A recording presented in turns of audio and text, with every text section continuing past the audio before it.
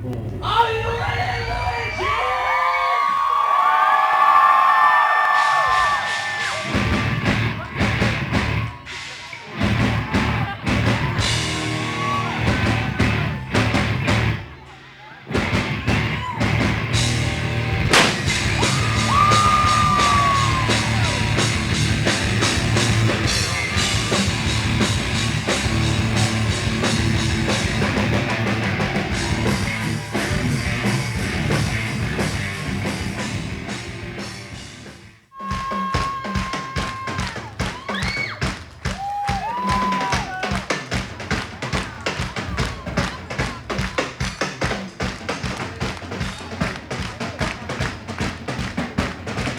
It's kind of a fun question, see, because a lot of people will say that we're more hard rock, we're more up there with like, you know, rock bands, you know, we're not metal, but you got Chase over here and a lot of other people that will say that we are metal.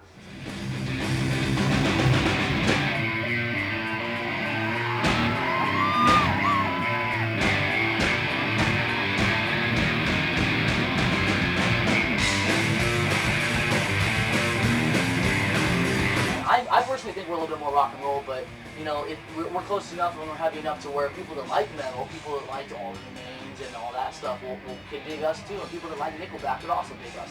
I don't know, you know, it's just something that we're laying right in the sweet spot. From where you were before, let's say 4 years ago to now, where you're developing has changed. Where's the point where you knew this might be the point where you're going to take it to the next level? I noticed that in the change in the songwriting. Okay. You know, yeah, we started out. Yeah, I think we started out writing some alright songs. We were mostly doing covers though. We were yeah, mostly doing covers. I mean, he was 12.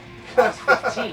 Right, so you have a 12-year-old and a 15-year-old in a nightclub just kicking ass. Right, you know, but we were playing covers, you know. So as we got older, as we got more used to our instruments, we started then actually writing more of our own stuff. And throughout the years, it's just like any musician, it's gotten better and better and better. And it's changed and changed and changed. Styles always change.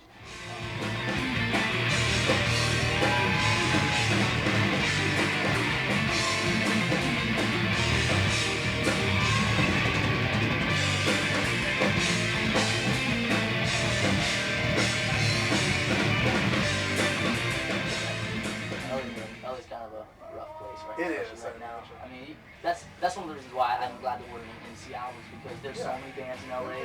When you're a band in LA, there's a lot of good bands in LA too. It's just like you get thrown in with the cesspool of 100 other bands that are just like, you know, in Seattle you can actually get ground of some sort. You can actually start having some momentum because you're a big fish in a small pond.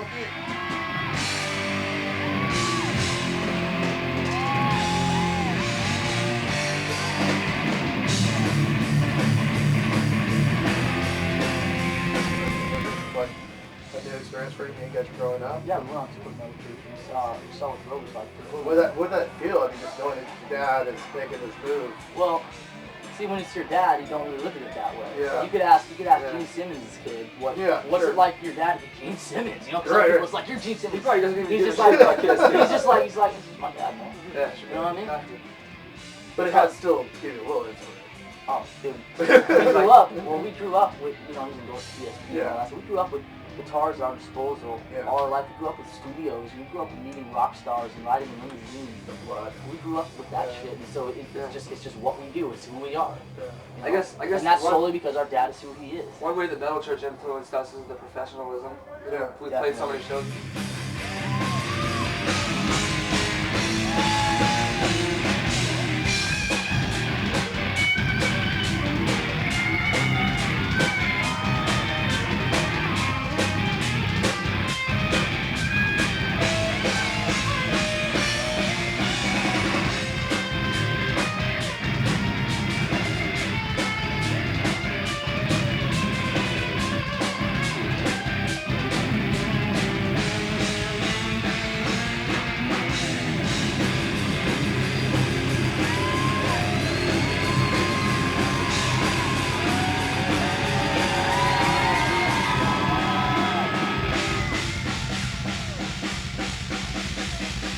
American hard and go overseas. Yeah, exactly. And they might be trying.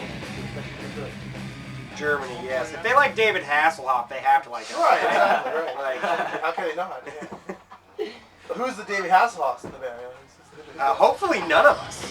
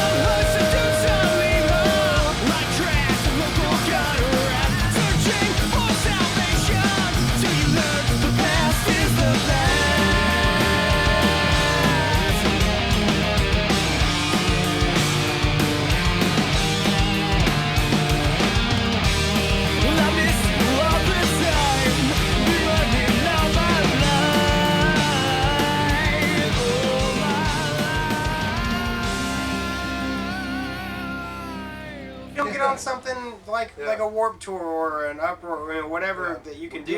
We can do it ourselves. We can do a club tour. We can try to find. There's probably plenty of nationals that need openers in certain places that we can try to find. That's how you do it.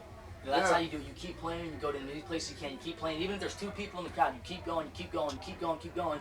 You keep going. Before you know it, the crowds start getting bigger. Before you know it, the crowds even get bigger than that. Before you know it, you're fucking on a national tour, opening up for God knows who. Well, the media seems to be opening up to you really fast already. So, we're got TV, we got radio, Yep. So you got Louie G's coming up. Yeah, in about a few minutes. Yeah, a few minutes. A few hours. You don't couple need hours. it, Any thank yous, I guess the old saying was, I heard last night. Everyone that is here. Yeah. Everyone who's ever done anything for the all band. of you that are doing this interview right now. Didn't start out with a lot of support from outside, It never does. It never does. The music. First. Yeah. People that are involved Inner in the circle music first, then eventually the outer circle. Yeah. Well, you kind of gotta prove yourself. You can't just go in thinking everyone's gonna just start being your best friend all the time. I mean, when you're nobody and you just played a show, it's like, yeah, good job, dude, but like, we're not best friends or anything. I mean, we had to do a lot just from when me and Matt joined, because they've been playing around here for years, and even when we joined, it was kind of like basically starting a new band. Yeah, it was. It was like we didn't really have any friends in the music world. We knew people, and it was like, hey, bud, what's up? But I mean, it wasn't like throughout this you don't just go up and hug a dude like, hey, man, how you been? It's been so long. It hasn't been one of those. Now we do that. Mm-hmm. Now we have those friends. We have those people that are, there's dudes from bands like our friends in bands that are here tonight. Yeah. And we didn't have that when we started. Nope. And now we got people on board for this record. Tony Bennington produced our record. He heard what he came to one show. Mm-hmm. We showed him what we had, kind of like our demo, and he jumped right on board. He was like, cool, whatever it takes to get this done, let's do it. And we've had multiple people do just that. Quite a bit. I mean, without that kind of support, we'd still be 4 kids in our little basement. Yeah, there's like playing songs that we think are good. There's a lot of people. There's a lot of people that have like, even if we don't have like the funds to pay them right away or something like that, or They still like believe in the product so much that they just want to be a part of it. People believe in what we're doing. Yeah, that's what the cool thing is like there's a few hundred people in that venue right now that are waiting for us to take the stage, and they believe in the music. That's why they're here. I think it's like the Seahawks don't really care. Yeah. There's good chunk of people in there that I see at every one of our shows. It's a little bit unique, I think, in some respects. We've had some kids walk. There's this one kid. He'll walk from Sumner to Puyallup or from whatever to whatever, just to stand outside a place and listen to us from the outside because he doesn't have money to get in.